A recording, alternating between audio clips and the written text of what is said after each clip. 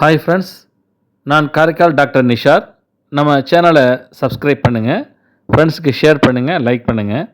இன்றைக்கி நம்ம பார்க்குறது நமது இந்திய அரசாங்கம் ஒரு 1 ரூபி காயினை வந்து கமெமரேட்டிவ் இஷ்யூவாக வந்து வெளியாக்கியிருக்காங்க. இந்த காயின் பார்த்திங்கன்னா 1989ஆம் ஆண்டு நமது முன்னாள் பிரதமர் ஜவஹர்லால் நேரு அவர்களுடைய பிறந்தநாள் விழாவை கொண்டாடும் வகையில் இந்த காயினை வந்து வெளியாக்கியிருக்காங்க. இது ஒரு அருமையான காயின். இந்த காயின் வந்து காப்பர் நிக்கலான ஒரு காயின்.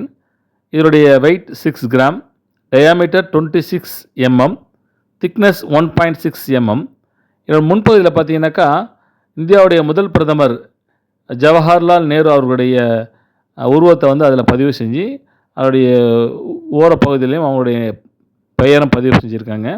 பின்பக்கம் அசோக சின்னத்தையும் 1 ரூபிங்கிறதையும் பதிவு செஞ்சுருக்காங்க. இந்த எடையை பார்த்தீங்கன்னாக்கா கொஞ்சம் அதிகமான எடையை உள்ள காயின்.